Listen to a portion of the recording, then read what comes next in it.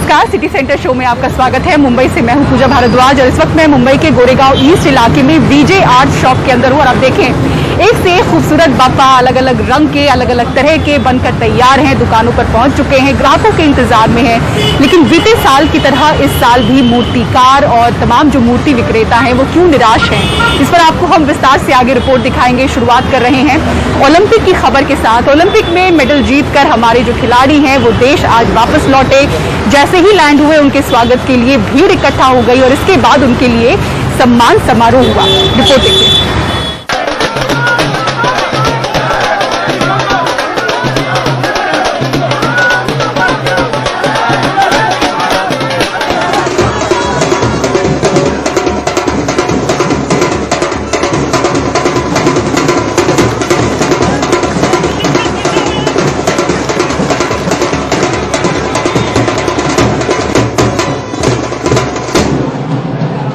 दिल्ली हवाई अड्डे से लेकर अशोक होटल तक ओलंपिक विजेताओं का सम्मान। खिलाड़ियों ने भी याद किए अपने अनुभव, देश के नाम किया मेडल। मैं सबसे पहले तो ये दिखाना चाहूंगा, गोल्ड मेडल ये मेरा नहीं, पूरे इंडिया का है। और मैं उस दिन से ही अपनी जेब में लेके घूम रहा हूँ मेडल को। मैं सही बताऊं तो उस दिन से सही तरह से सो नहीं पाए हैं, खा नहीं पाए हैं, लेकिन जब भी मैं एकदम इसको निकाल के देख लेता हूँ ऐसा लगता है कि यार सब ठीक है, कोई दिक्कत नहीं। स्टार्टिंग हमारी होती है ना तो बहुत ग्राउंड लेवल पे होती है, तो गांव में शुरू की, बिल्कुल गांव से थी और उसमें बहुत मिट्टी से थी। उसके बाद हम दिल्ली आ गए स्टेडियम में, तो देखा अपने सामने, बड़े बड़े चैंपियनों को अपने सामने देखा। बिल्कुल इनको देख देख के मैं आगे बढ़ा और मैं आज यहाँ खड़ा हूँ। आप सबको बहुत बहुत धन्यवाद देना चाहता हूँ।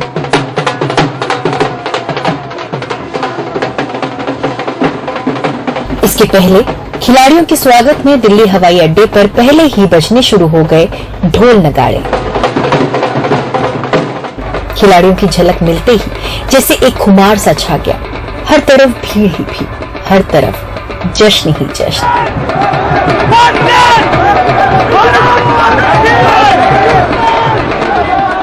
खिलाड़ी एक एक कर निकलते रहे और दिल्ली के होटल अशोका की तरफ जाते रहे।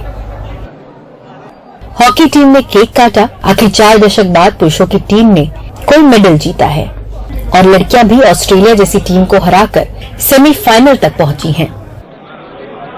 टोक्यो ओलंपिक में 7 मेडल लेकर लौटी है भारतीय टीम। एथलेटिक्स में पहली बार सोना जीता और हॉकी में 4 दशक बाद कोई पदक हासिल किया।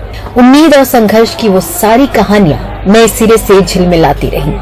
हम लोग कभी हारने के लिए नहीं जाता है, तो मेरे हिसाब से अभी जब सबके मन पे पहुंच गया कि हाँ यार हम लोग ओलंपिक्स मेडलिस्ट है, तो अभी हम लोग को जीत एक आदत बनाना चाहिए। सभी का धन्यवाद, जितना प्यार और सम्मान दिया है। आज देख के ऐसा लग रहा है जैसे दोबारा से मेडल जीता है देश के लिए। बहुत अच्छा लग रहा है इंडिया आके। वहाँ पे तो पता तो था ही कि इंडिया के लोग बहुत खुश है, हम लोगों ने मेडल लिया। और इंडिया आके इतना अच्छा लग रहा है, सबका इतना प्यार है, शेयर कर रहा है, तो बहुत अच्छा लग रहा है। देश अपने खिलाड़ियों को देता रहा एक शानदार स्वागत। और अब बात उत्तर प्रदेश की करते हैं, जहां 21 जिलों में बाढ़ आ गई है। कई नदियां खतरे के निशान से ऊपर बह रही हैं। बुंदेलखंड के हबीबपुर और जालौन जिले में हालात ज्यादा खराब हैं। वाराणसी के तमाम घाट डूबे हुए हैं, तो प्रयागराज में मंदिरों में पानी घुस गया है। कमाल खान की रिपोर्ट देखिए। आप लोग डेंजर जोन में मत आए। नागवासु मंदिर के करीबी सीढ़ियों के पास स्नान कर लें।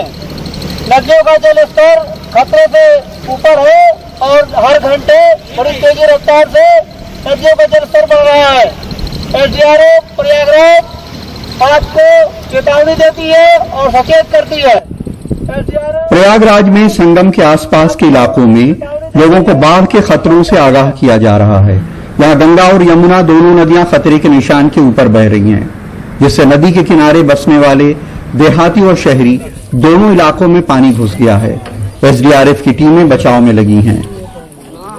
दिक्कत तो बहुत ज्यादा है क्योंकि सबके घरों में पानी घुस गया है और जो भी सामान है, कुछ लोग अपना सामान निकाल भी नहीं पाए। वो बाढ़ इतना तेज आया कि वो उनके अंदर चला गया और उनका जो सामान है वो भी नष्ट हो गया। कुछ खाने पीने का जो सामान था वो भी वेस्ट हो गया।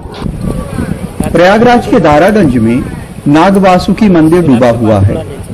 दारागंज की तारीखी शाही मस्जिद का पिछला हिस्सा डूब गया है।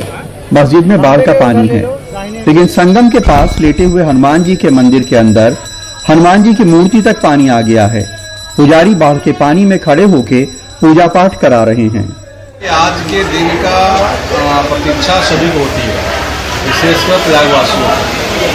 वैसे पूरा भारतवर्ष इसी प्रतीक्षा करता है कि गंगा जी यदि हनुमान जी को स्नान कराती हैं तो वह वर्ष पूरे भारत में ही नहीं विश्व में सुखमय रहता है। वाराणसी में गंगा की बाढ़ में सारे घाट डूब चुके हैं। यहाँ के घाटों पे लाखों लोग रोज पहुंचते हैं। दशाश्वमेध घाट पे आरती की जगह बदलनी पड़ी है। अस्सी घाट पूरा डूब चुका है, जिस कानोपी के नीचे सुबह बनारस में हर सुबह शास्त्रीय संगीत के कार्यक्रम होते हैं, वो नदी में समा चुकी है। मणिकर्णिका घाट के डूबने से अंतिम संस्कार में भी दिक्कत है। परेशानी तो इतना है एकदम कि हर आदमी त्राहिमाम किया हुआ है। यहाँ तक कि 100 यात्री 100 लेके आ रहे हैं, उनको रास्ता तक नहीं मिल रहा है। अब पूरा टीना का बैरिकेटिंग कर दिया गया विश्वनाथ मंदिर की तरफ से, और ज्यादा परेशानी हो गई है। हमीरपुर में यमुना बेतवा को खुश करने के लिए लोग नदी में गीत गा रहे हैं। यमुना खतरे के निशान से 3 मीटर ऊपर और बेतवा करीब 2.5 मीटर ऊपर बह रही है। हमीरपुर के 62 गांव बाढ़ में डूब गए हैं। लोग यहां से पलायन कर रहे हैं। इसी तरह जालौन जिले में 67 गांव बाढ़ में डूबे हुए हैं। इन गांवों में लोग पानी में डूबकर अपनी गिरस्ती बचाकर बाहर निकालने की कोशिश में हैं। अवगासी के रहने वाले नाव चलाते हैं। यहाँ पर परेशानियाँ क्या हैं कि बाढ़ से जो है पूरे हमारी बस्ती घिरी हुई है और यहाँ कोई स्वास्थ्य कर्मी को यहाँ पर दवा दारू के लिए कोई नहीं आया। यहाँ कोई प्रशासन वगैरह है? यहाँ कोई प्रशासन नहीं आया है। लखीमपुर खीरी में शारदा नदी की कटान में तमाम मकान अंदर जा रहे हैं। गोंडा में बच्चों का एक 10 कमरों का स्कूल कटान में घाघरा नदी में समा गया है। यहाँ नदी के किनारे बसने वाले अपनी झोपड़ियां ट्रैक्टर पे लेके जा रहे हैं। प्रदेश के तमाम जिलों में ऐसे ही नजारे हैं। दिल्ली के जंतर मंतर पर बीजेपी के नेता के कार्यक्रम में जमकर नफरती नारे लगे। बीजेपी नेता का कहना है कि वो इन लोगों को नहीं जानते हैं। उधर दिल्ली पुलिस ने इस मामले में केस दर्ज कर लिया है। आरोपियों की पहचान जारी है। रविवार को जंतर मंतर पर ऐसे नारे सुनाई दिए जो पहले यहाँ कभी नहीं सुने गए। कुछ लोग एक धर्म विशेष के खिलाफ भड़काऊ नारे लगा रहे थे। लोगों को जबरन जय श्री राम बोलने के लिए कह रहे थे। जंतर मंतर पर पुलिस भी रहती है, लेकिन किसी को नहीं पकड़ा गया। आरोप ये है कि ये लोग बीजेपी नेता अश्विनी उपाध्याय के अंग्रेजों भारत छोड़ो कार्यक्रम में आए थे। ये जो वीडियो वायरल हो रहा है इसकी जांच कर ले। हालांकि अश्विनी उपाध्याय का कहना है कि ये सब उनके कार्यक्रम में नहीं हुआ। मैं नहीं जानता इस वीडियो में कौन लोग हैं, मैं कभी मिला नहीं, मैंने कभी इनको देखा नहीं, न इनको वहां बुलाया, और जब तक मैं था वहां ये लोग दिखाई भी नहीं पड़े। उसके बाद हमारे जाने के बाद इस तरीके का वीडियो अगर बनता है तो ये मुझे लगता है इस आंदोलन को बदनाम करने के लिए बनाया गया है। सोशल मीडिया पर जैसे ही ये वीडियो वायरल हुआ, उसके बाद नारेबाजी करने वालों के खिलाफ लोगों में गुस्सा दिखने लगा।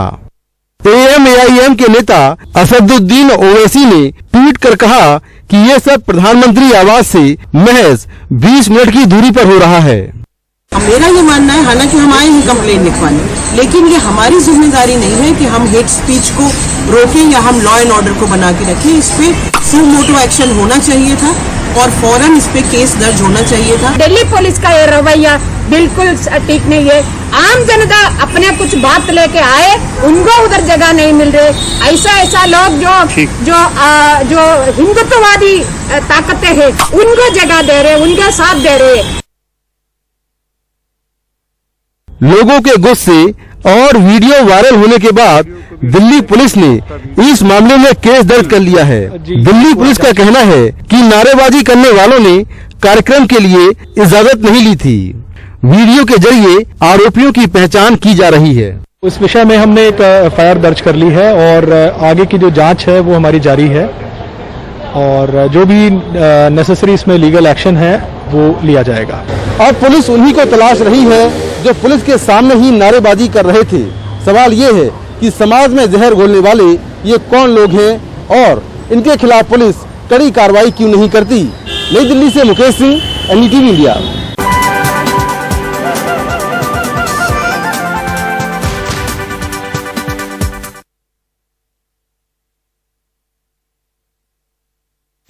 महाराष्ट्र के शिक्षा मंत्री ने कहा है कि 17 अगस्त से राज्य में स्कूल खोलने की तैयारी है। लाखों परिवार इसका इंतजार कर रहे हैं। बीते 1.5 सालों से आर्थिक तंगी या बाकी परेशानियों की वजह से बच्चों की पढ़ाई रुक गई है। दोपहर 1 बजे भी कुसुम चौधरी का घर अंधेरे में डूबा हुआ है। मुंबई के भीमनगर में रहने वाली कुसुम चौधरी के इलाके में बिजली बहुत कम समय के लिए आती है। इसका असर कक्षा 5 में पढ़ने वाले कुसुम के बेटे आनंद की पढ़ाई पर पड़ा है। न ही फोन में चार्ज होता है और गर्मी में कोई घर में पढ़ नहीं पाता है। ऐसे में बच्चे दिन भर बाहर खेलते रहते हैं। घर की आमदनी इतनी नहीं है कि इस परेशानी का कोई हल निकाला जा सके। स्कूल से न किताब मिल रही न कुछ मिल रही। हम लोग गरीब मनई हैं। खाने का पूजा है कि बच्चे लोग के यहाँ स्कूल के बुक का पूजा है कि ट्यूशन का भरे, फीस भरे। इस तरह की झुग्गियों में कई बच्चे मिल जाएंगे जिनके भविष्य पर ऑनलाइन पढ़ाई का असर पड़ा है। राबिया बेगम और उनके पति बाजारों में कपड़े बेचने का काम करते हैं। फोन एक ही होता है जो इन्हें अपने पास रखना होता है, लिहाजा इनकी बेटी को बिना फोन के अकेले घर में रहना पड़ता है। पढ़ाई तो हो ही नहीं रही है। माँ कहती है कि अगर स्कूल खुल जाए तो पढ़ाई फिर से शुरू हो जाएगी। और बच्चे पढ़ नहीं पाते, ऑनलाइन पढ़ाई है। अब कभी 11 बजे का टाइमिंग है, कभी 10 बजे का टाइमिंग है, कभी 9 बजे का टाइमिंग है। तो हम लोग को बाजार में धंधा लगाते हैं रोड पे। अब मोबाइल इसके पापा लेके चले जाते हैं तो फिर दिक्कत हो जाती है बच्चे लोग को पढ़ने की। और सबसे बड़ी दिक्कत तो हमारे इधर लाइट की है, जो कि लाइट बराबर रहती नहीं है, मोबाइल चार्ज नहीं हो पाता है और कभी मोबाइल में नेट ही नहीं रहता है, कभी ऑनलाइन मतलब पढ़ाई आता ही नहीं है मोबाइल में। बीएमसी की ओर से फरवरी में जारी आंकड़ों के अनुसार केवल मुंबई में ही 60,000 बच्चे ऐसे हैं जिनकी पढ़ाई पर असर हुआ है। 50% छात्र वो हैं जिनके पास स्मार्टफोन नहीं है, तो 37,000 बच्चों के पास स्मार्टफोन है तो वो इंटरनेट के पैसे नहीं दे सकते। बीएमसी ने स्कूल खोलने की तैयारी कर रखी है। तो बिल्डिंग पूरा सैनिटाइज कर लेंगे, उसके बाद में बच्चों को कंपलसरी मास्क हम प्रोवाइड करेंगे और जो थर्मल गन है जो टेम्परेचर स्कैनिंग के लिए होता है वो है, और सोप वगैरह बच्चों को हैंड सैनिटाइज करने के लिए। और उसके बाद बच्चों को हम लोग अल्टरनेट डेज बुलाने का भी प्लानिंग किया है कि एक बच्चा एक दिन आएगा, दूसरा बच्चा दूसरे दिन आएगा, एक बेंच पे एक ही बच्चा बैठेगा। इस तरह से हमारी तैयारी पूरी है। बस ये बात है कि हमको हमारे कमिश्नर लेवल पे ये निर्णय होगा, हमारे लेवल पे ये निर्णय नहीं होगा कि स्कूल कब से स्टार्ट करनी है। जब गवर्नमेंट ऑफ महाराष्ट्र का आगे से आ जाएगा तो उसके ऊपर बीएमसी भी डिसीजन लेगी, आयुक्त महोदय हमारे डिसीजन लेंगे और उस तरह से हम लोग पूरी तैयारी से स्कूल स्टार्ट कर सकते हैं। हमारी पूरी तैयारी है। परिवार वालों की ये चिंता वाजिब है कि अगर स्कूल खुलते हैं तो संक्रमण फैलने का खतरा बढ़ता है और इसके लिए स्कूल प्रशासन को कई कदम उठाने की जरूरत है। लेकिन इसके साथ ही आपको ये भी समझना होगा कि भारत में बहुत बड़ा तबका ऐसा है जहां पर बच्चों ने पिछले 1.5 साल से कुछ भी पढ़ाई नहीं की है। ये भारत के भविष्य हैं और कहीं ना कहीं इन बच्चों का और इस देश का भविष्य फिलहाल अधर में है। मुंबई से कैमरा पर्सन राजेंद्र दयालकर के साथ सोहित मिश्रा, एनडीटीवी इंडिया। और अब गणेश उत्सव की बात करते हैं। 10 सितंबर से 10 दिनों का जो ये गणेश उत्सव है उसकी शुरुआत हो रही है। बड़े पैमाने पर महाराष्ट्र में ये मनाया जाता है, लेकिन कोविड की वजह से बीते साल भी आपने देखा कि सादगी से ये पर्व मनाया गया और इस साल भी जो गाइडलाइन जारी हुई है वो भी कुछ ऐसी ही है। ऐसे में जो मूर्ति विक्रेता हैं, जो मूर्तिकार हैं, वो नुकसान इस बार भी झेल रहे हैं। हालात बीते साल से बेहतर जरूर हैं, लेकिन इस साल भी वो 80% नुकसान झेल रहे हैं। और ऐसी दुकानों में जहां अगस्त महीने में भारी भीड़ नजर आती है ग्राहकों की, क्योंकि बुकिंग जो है मूर्ति की वो अगस्त महीने की शुरुआत से ही शुरू हो जाती है। आप देखें तमाम जो दुकान है या कहें कि गणपति के मिनी मॉल जो कहा जाता है जिसमें अलग अलग तरह के गणपति होते हैं, वहां पर ग्राहक नदारद नजर आ रहे हैं। देखिए ये रिपोर्ट। ये ट्री गणेशा है। प्लास्टिक के इसी गमले में इको फ्रेंडली बाप्पा विसर्जन के बाद पौधे का रूप लेंगे। मूर्ति में सूर्यमुखी के बीज का इस्तेमाल हुआ है। मुंबई महाराष्ट्र में ऐसे कई गणपति मॉल तैयार हैं जिनमें अखबार और टिश्यू पेपर से बनने वाली गणपति मूर्तियां भी विराज चुकी हैं, लेकिन इन दुकानों में गिने चुने ग्राहक ही नजर आ रहे हैं। हालात बीते साल से बेहतर हैं, लेकिन कोविड से पहले की तुलना में 80% ग्राहक कम हैं। लगातार दूसरे साल इनका कारोबार मंदा बताया जा रहा है। जो कॉस्टिंग हो रही है हमारी, वो हम मीट नहीं कर पा रहे, कस्टमर्स आ नहीं रहे मार्केट में।